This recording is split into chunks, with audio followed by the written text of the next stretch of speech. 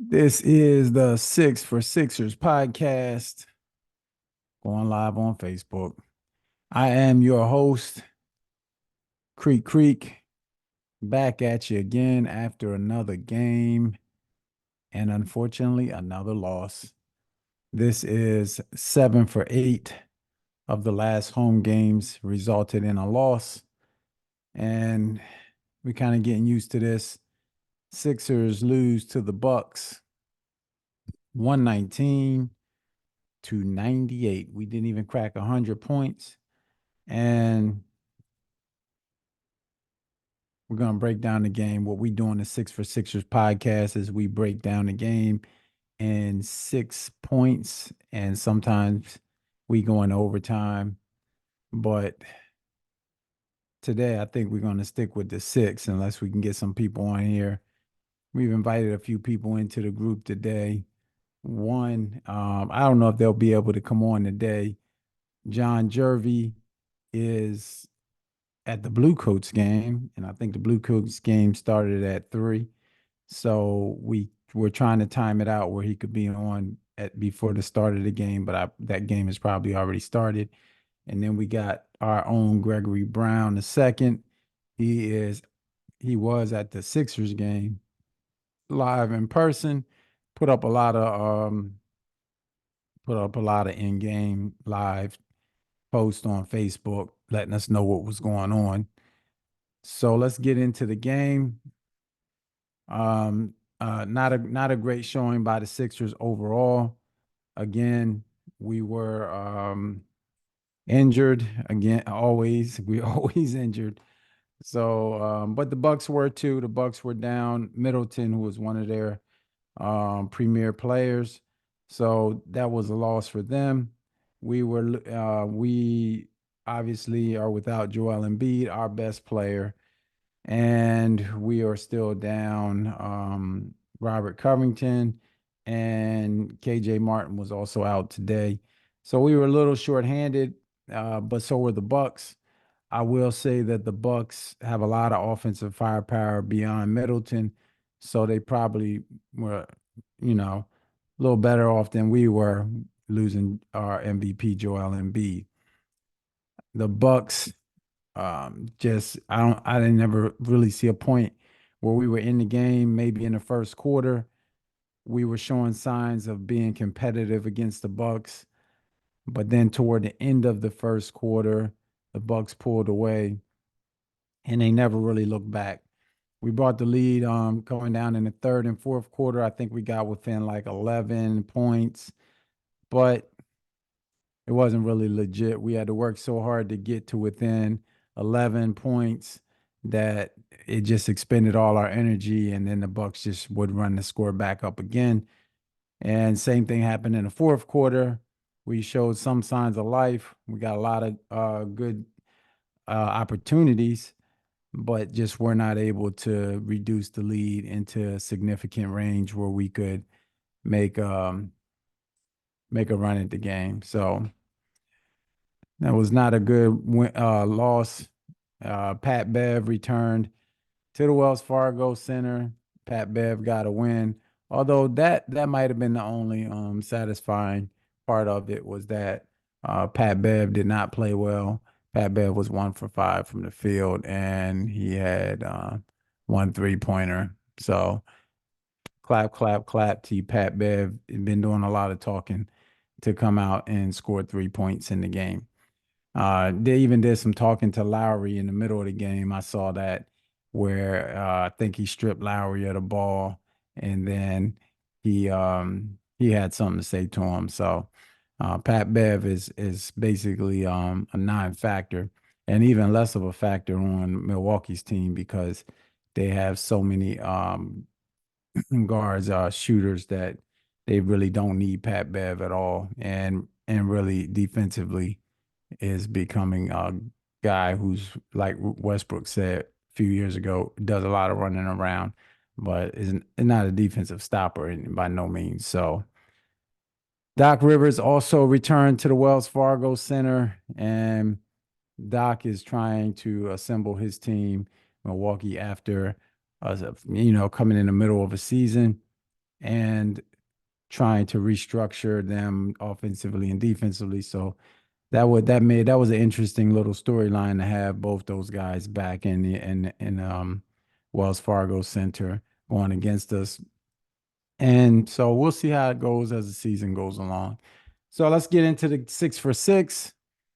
If you have any comments, make sure you comment in the section if you have a point to make.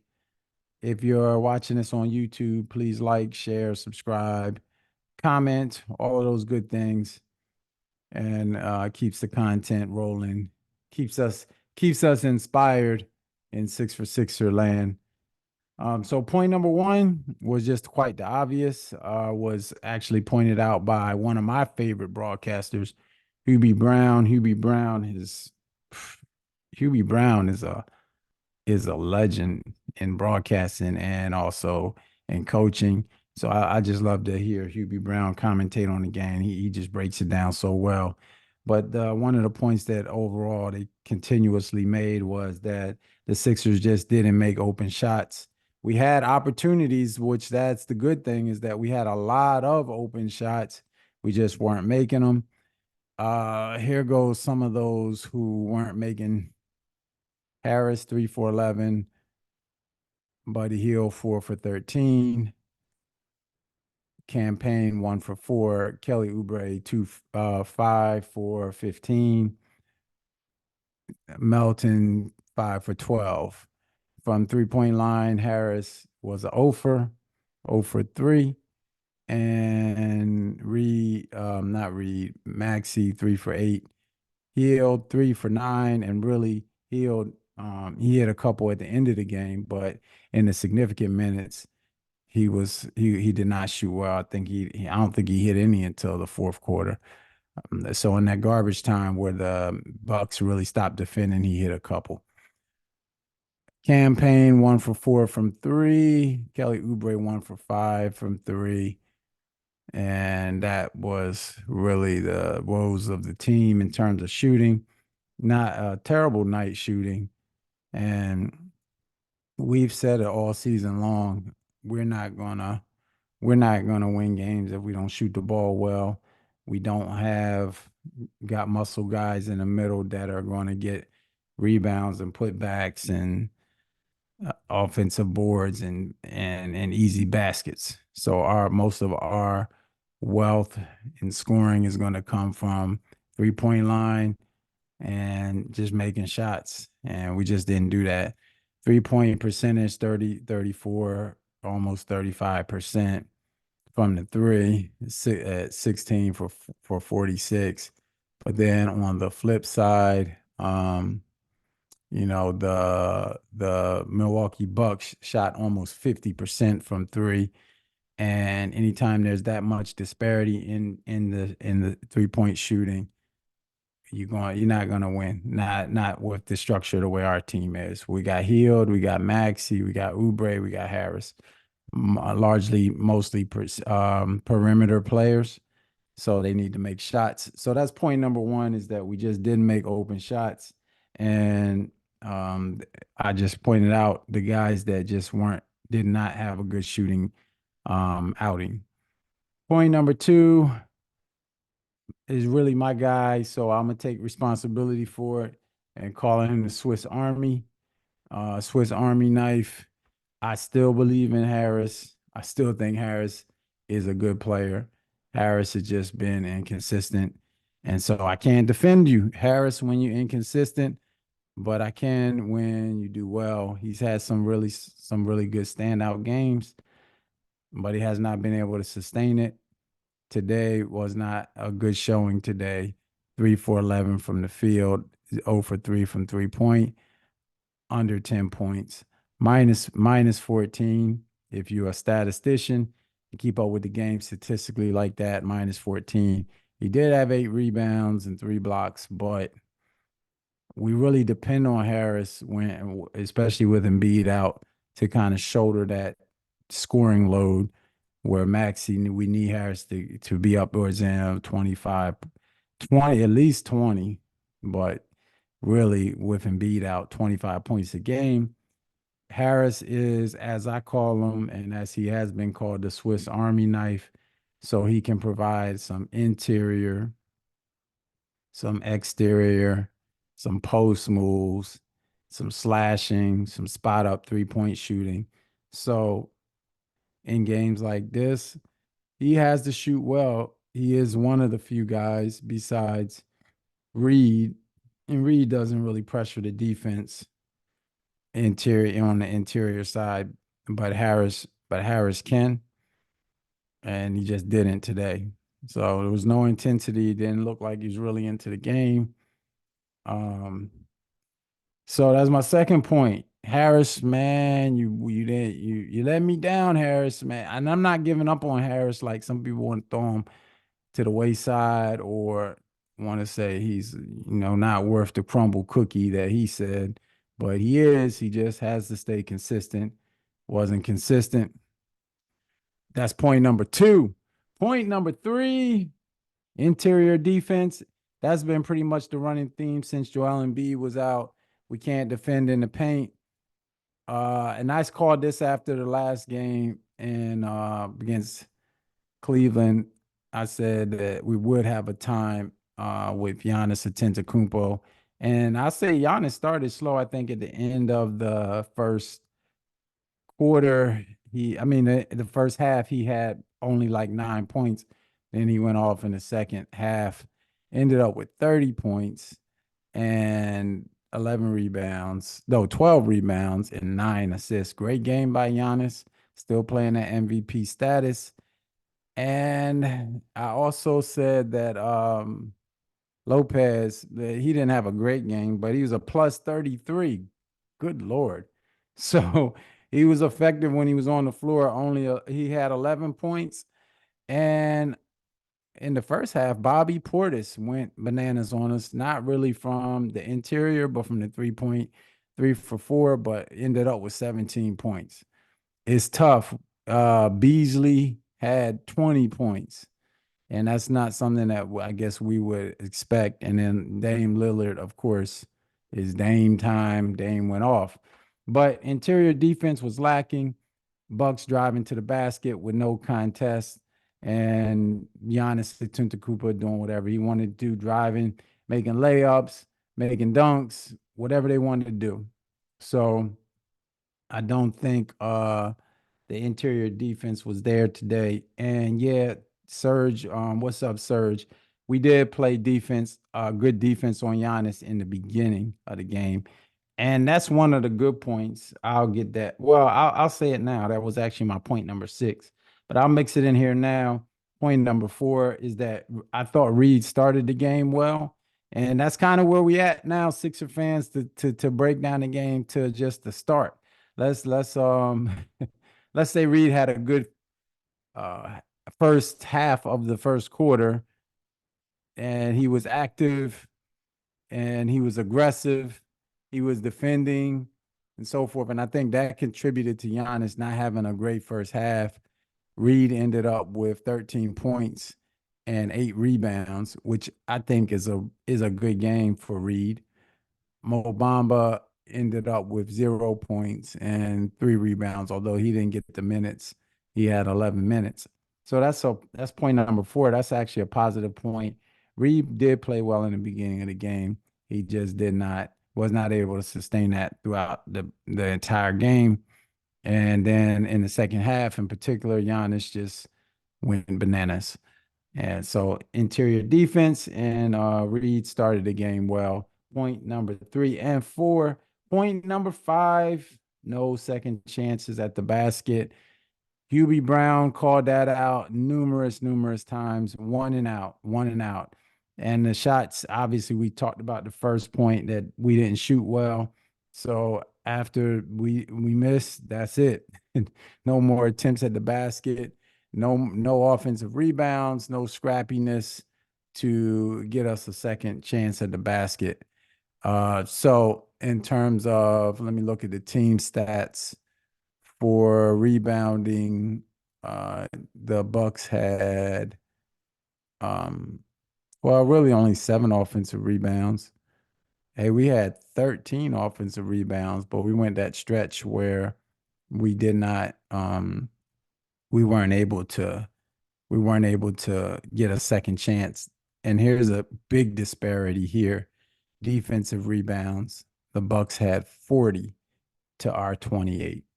So there it is right there. The Bucks were able to limit us to just one chance at the basket.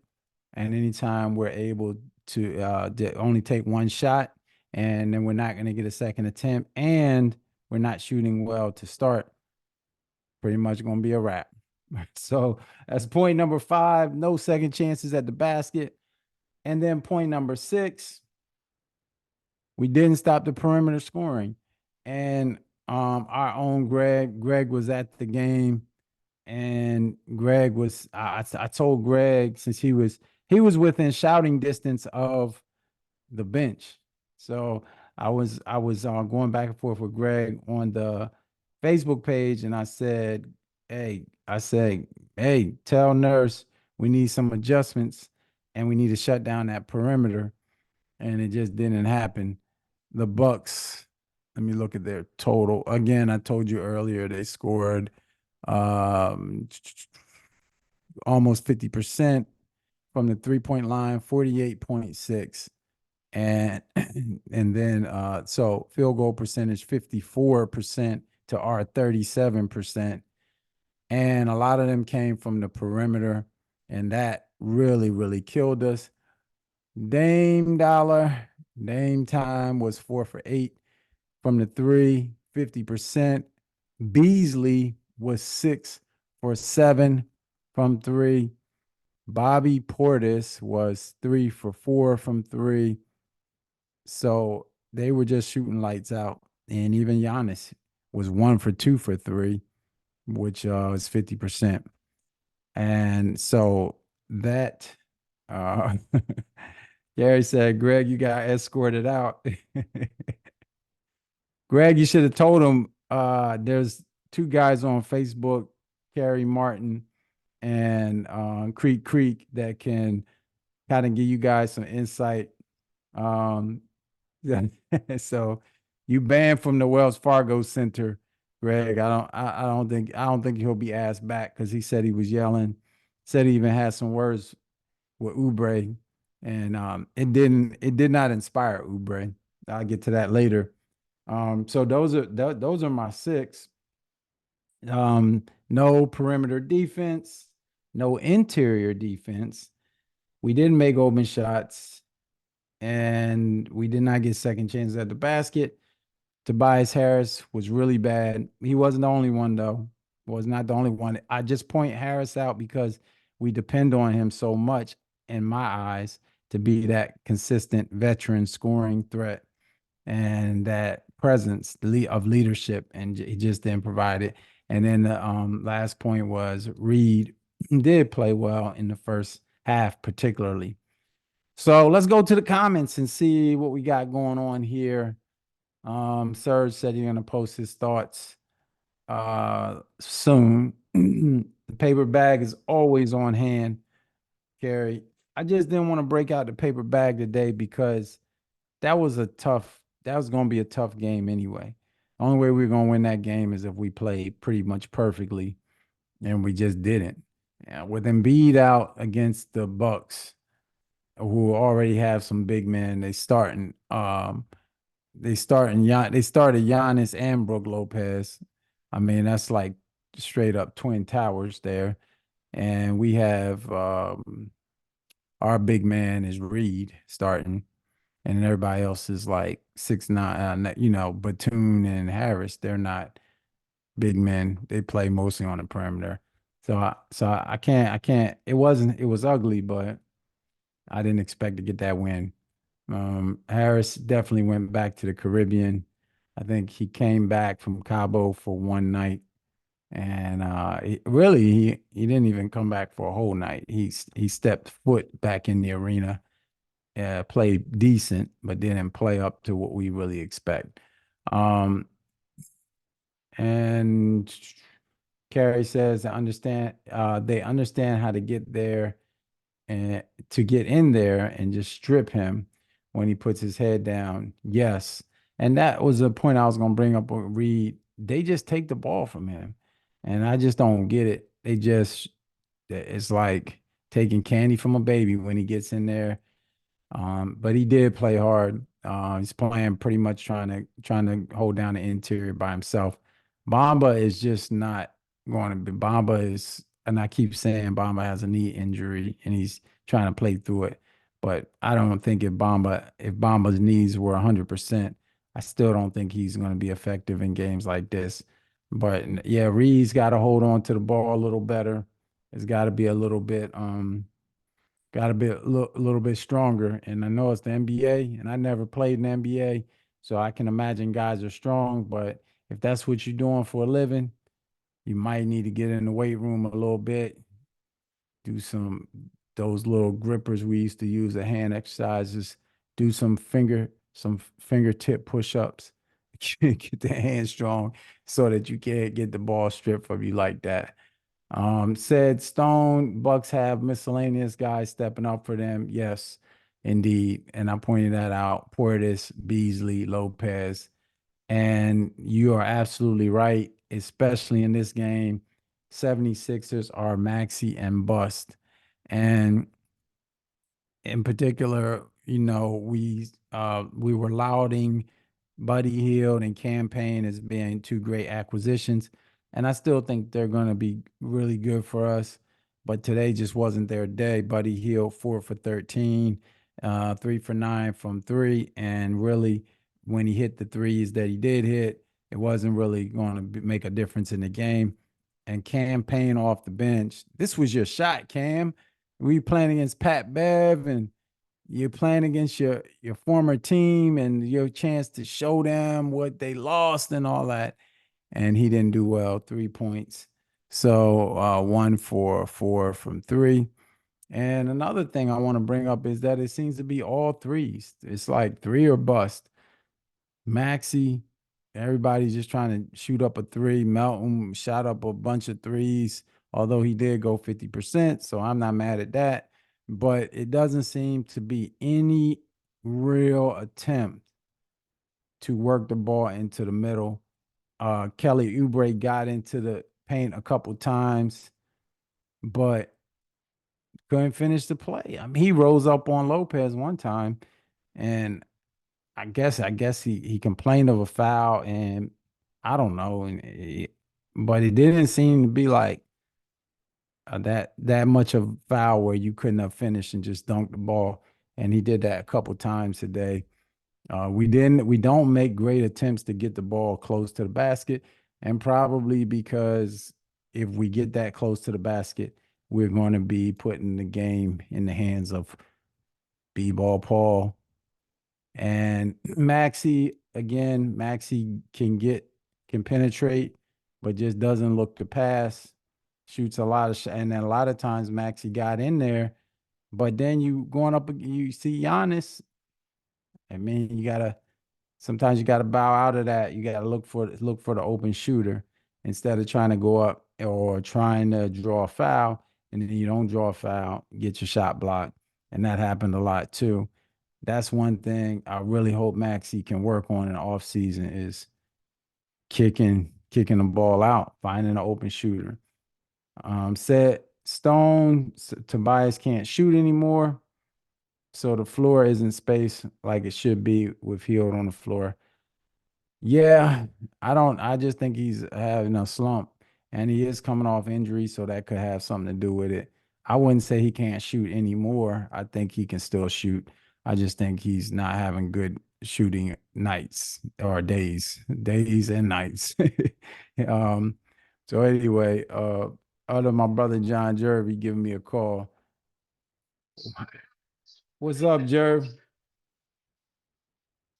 Jerv, what's up?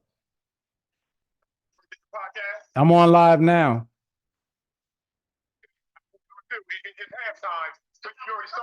Yeah, check your email. The link's in your email. All right. All right. I had to answer that. That was Jerv. He said he's gonna jump on. All right. Greg, if you check your inbox, I put the link to the to the podcast in there, Gregory Brown, so you can join in. Um, Here comes my brother, the illustrious, the incomparable, the great high school player, and I'm bigging up your stats, bro. What was that? Yeah, JUCO and Grambling and Barton College. Hold on, bro. I'm gonna step out so I can hear you. All right, It's all super right. loud in here. Broadcasting live from the Blue Coats game. This is the first on Right the quick. 6 for Sixers. We got my man Jon Jervey at the Blue Coats game.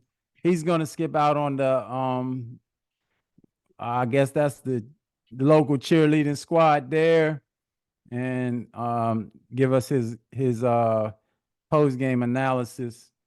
Yeah, Greg, if you check on your inbox, I dropped you the link in there if you want to jump on and tell us what you saw from the live action. Carrie says Oubre cries when he tries to dunk. He barely gets touched. And I agree with you.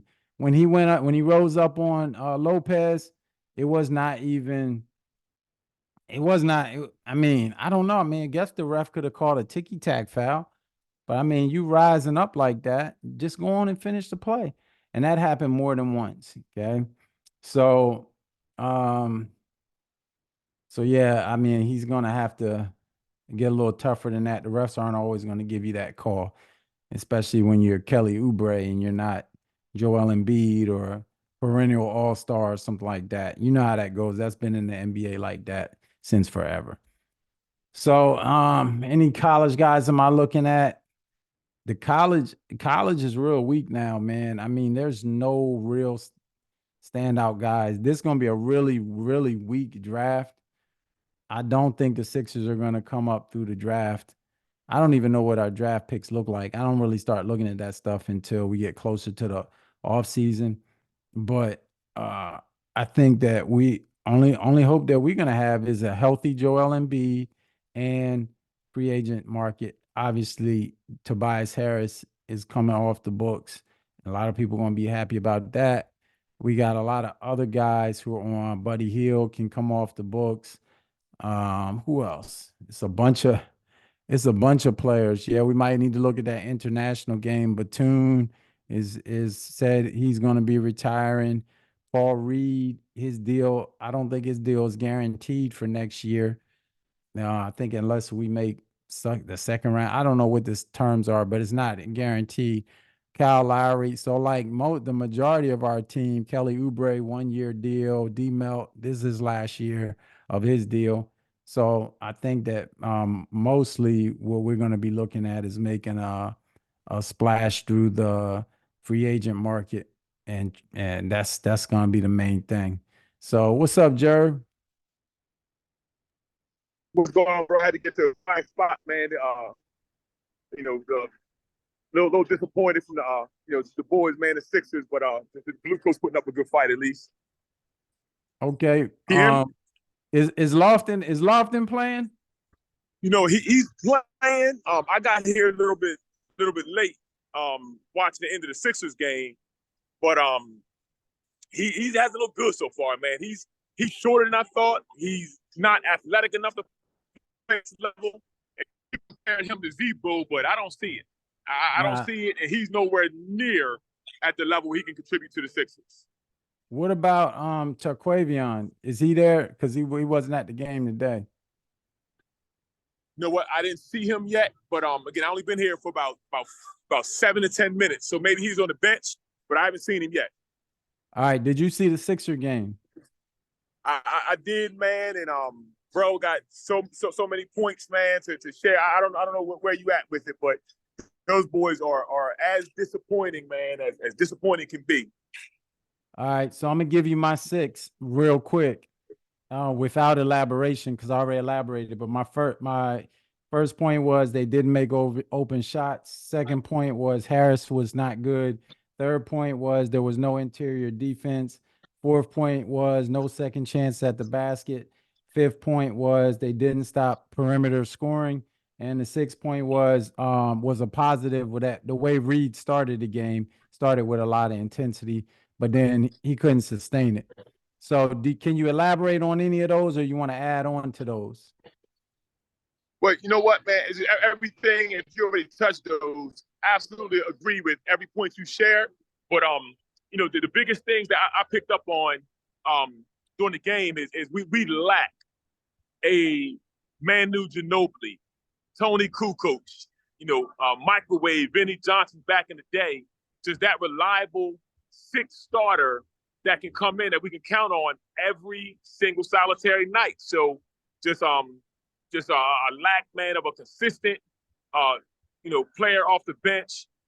We lose not just this game, but almost every game to 50-50 balls and just, a lack of rebound. And we can say that, probably every game. But those three amongst everything you said, man, just agree 100%. Disheartening. And let me say this is the fourth overtime point.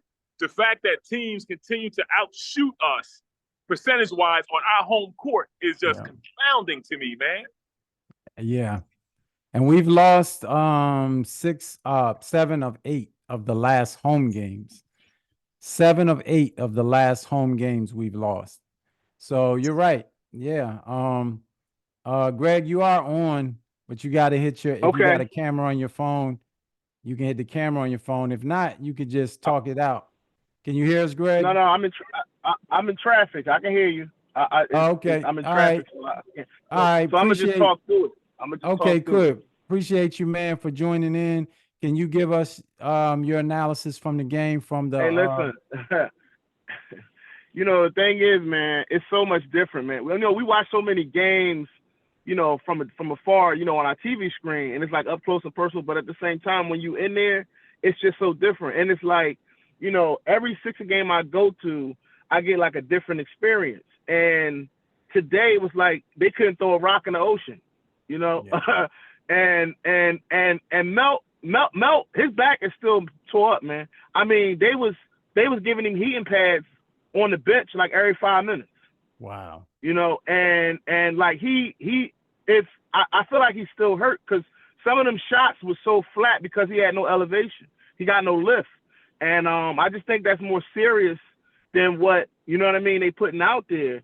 And we badly need a guy like Rocco, if he was healthy. And I just feel like the injuries is what could really stump out our season, man, because guys ain't really that healthy. I mean, obviously get a credit to Milwaukee, but at the same time, I feel like, we still not healthy, and if we was healthy, I feel like we could have rumbled a little bit, but, I mean, guys talking about the back-to-back and all that, but, I feel like with us home, we had the energy, the crowd, the energy and all that. It's a lot going on that people, and that's why I love going in and being that close, because it's no way I would know these things like from home, to have that viewpoint and really see like what's happening. Yeah, man, it's a lot of noise, going on that we can't see. Definitely. And like when me and Jerv went to the game, we saw the same thing. You see a lot of things that you're not going to see on TV. Jerv, I got a question for you posed by Serge. He says, would you resign Melton and Hield, and at what price per year and how many years? You know what, Melton? That's excellent analysis, Serge, man. Your analysis is always on point. But as far as Melton, would love to have him back, but that back issue, I've dealt with him as well. Like many of us probably on here have in our 40s or older. If his back is still suspect, I would not sign him. And Hield, you can't make a determination until you see how he plays with Embiid. If Embiid's not on the team, then Hield is a wasted signing. But with Embiid, I believe he's going to be more valuable. But without Embiid, this dude is suspect. He's inconsistent, and he's not worth too much to us right now. With Embiid, after we see about 10 games with Embiid, then we can determine then if he should come back or not. And even with Embiid, I don't see him signing for more than $15 million max. Yeah, really. Greg, what do you think? What do you think about Melton and Hield? I'm serious, man. I think Melt done, man. I think Melt done. I just don't see that getting better. Like I've never seen a bat go the opposite direction. You know what I'm saying? I just don't. Like, you know what I mean? It's unfortunate.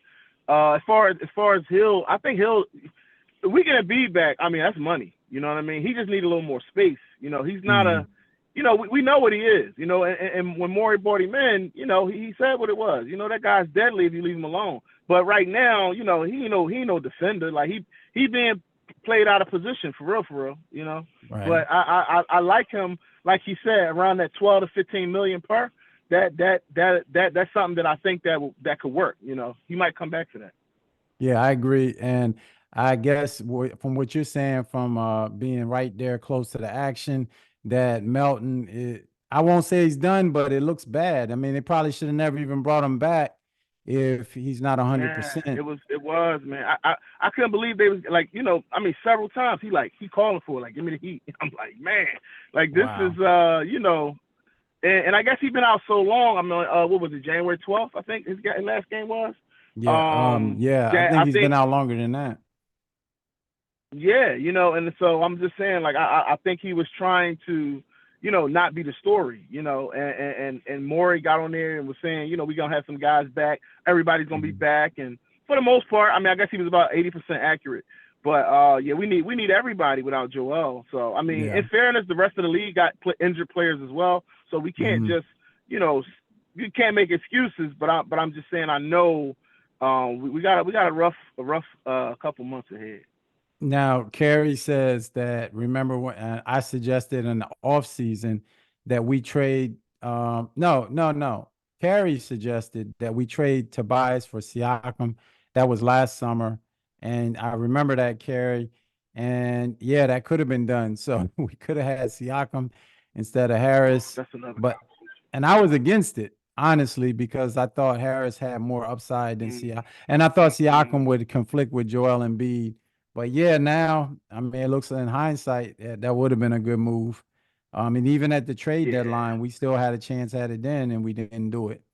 So I could go 20 minutes on Tobias. I'm not gonna do it, but that guy, you know, I mean, when you first started this group, I always liked Tobias, but my thing was still the thing, like that I'm seeing here. He has no fight, man. The guy he has no, even when Portis got in his face, you know, he barked back a little bit from the free throw line, but I thought it was going, like, you know, ignite a fire, and, you know, he could actually, like, he made like a bucket, and I was like, okay, all right, it's on now. Like, we're going to get a little spark out of him.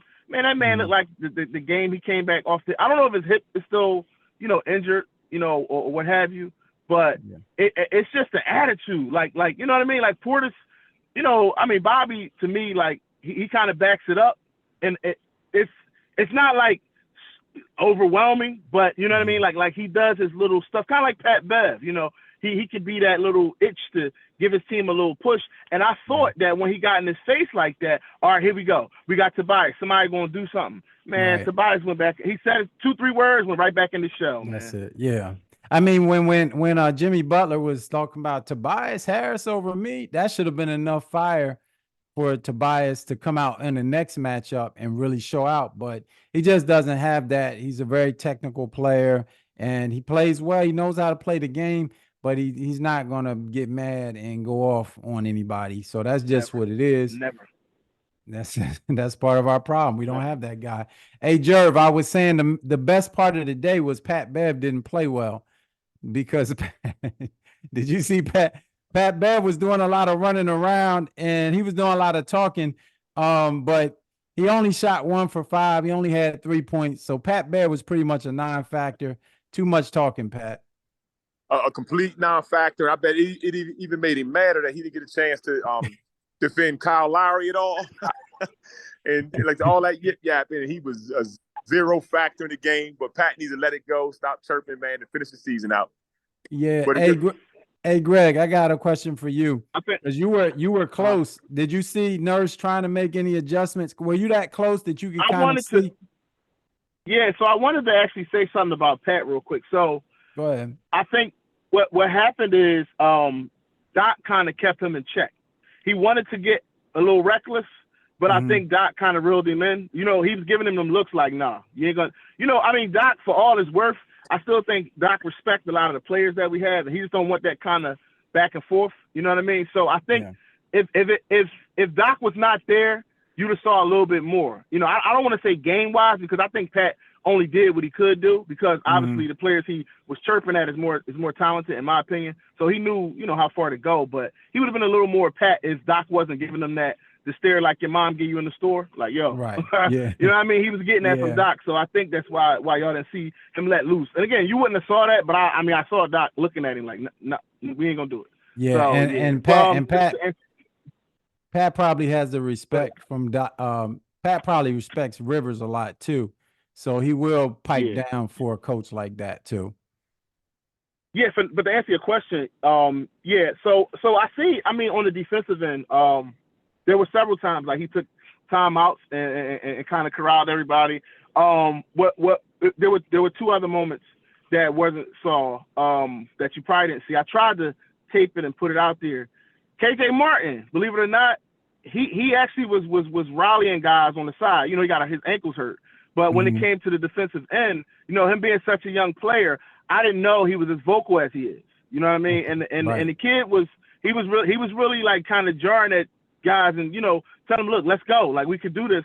And Nurse, to his credit, as y'all saw, probably tried to switch the lineup defensively as much as he could. But every time he did, we got so hurt offensively that he had to go back to his non-defensive players, you know. So he was his hands was kind of tired. I don't envy him right now, man. I mean, his job is hard because he takes losing very hard, you know. From all the podcasts that I hear him on, he gonna have a lot of restless nights because we're gonna lose some. We're probably gonna lose a few games here. Right. Yeah, we're gonna lose a lot more. I mean, we've lost 7 of the last 8.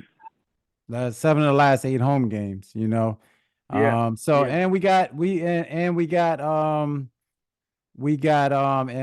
Jerv. Appreciate you coming on, man. We got Boston Celtics on Tuesday, so you know what I'm saying. It doesn't look like it's gonna be good. Boston has a bad habit of already, you know, kind of relaxing for certain teams and certain nights. So I'm hoping that they saw, you know, obviously they saw the game, but I'm hoping that they relax a little bit, rest some people, which they have a tendency to do, and we won't get embarrassed and we can make it competitive. Because one thing I will say is Nurse usually does have it. Once we come off of a loss, the guys are usually charged up and at least ready to be respected. You know, we'll get a respectable game, but obviously I think, you know, I'm everybody know in the group, like I'm Sixers. I don't even know what's the word beyond diehard. I don't know what that is, but that's me. So ride or die to the end. That's me too. Yeah, something. You know what I mean? Like that's me. But I'm also a realist. I'm not crazy. I think that when we go up there, you know, we'll have a respectable game. But I'm not super excited or looking at a win. Yeah, I agree. Man, listen, I appreciate you coming on, brother. Yes, sir. Because we needed that live perspective. Because I know when you're in person, it looks a lot different than when you're watching it on TV. Does. So props to you, man, for giving us that live action. Thank you, man. Yeah, I appreciate it. I might catch the Brooklyn one too when they come back on Sunday in April. So you know, if I do, I'll let y'all know. Yeah, let me know, man, so we can get you on. All right, later. Thank you. All right, later, brother. Appreciate you. All right, so that's it, everybody. This is the 6 for 6 for podcast. We're gonna keep going. We're not gonna stop the podcast. We Sixers all day, every day for life. Appreciate y'all for coming on again. We're going live on Facebook. We also post to the YouTube page, and please like, subscribe, share. The YouTube page has additional bonus content when we don't go live, or when I don't go live. I usually put something up there on the YouTube page. So appreciate all the love and all the faithful ones that come out after the game. I'm gonna probably go live after the Boston game. I hope I don't need this after the Boston game. But I got it on standby just in case, man. But I'm a Sixer fan for life. No matter what, we're gonna still do the podcast. We're gonna still talk about 76ers basketball. And we'll end it on some good news. Joel Embiid was at the game, which I appreciate that. It always makes a difference, I think, when an injured player shows up to the game. You saw Middleton was at the game, even though it was an away game. So I like that Embiid came back. for this game. He doesn't typically come out for the games, and I don't think he was there in the second half, but he did show up in the first half, which makes a difference. And the other good news was that Embiid is going to be reevaluated real soon, and they are hopefully trying to get him back sometime in March, which will be right before the playoffs start. And hopefully it's all healthy. D Melt, man, I hope you get better. I couldn't see a lot of that from the television, but it was good. It was good that Greg was right there at the game and was giving us the report. So, all right, everybody. I see y'all on Tuesday. Get some rest. Just mentally relax. Say some prayers for the Sixers. Maybe we can work a miracle on Tuesday against the Celtics. I think it can happen. As always, I'm your brother Creek Creek. I see y'all on the page, on the comments. Please continue to comment on this one, and see y'all later. Peace.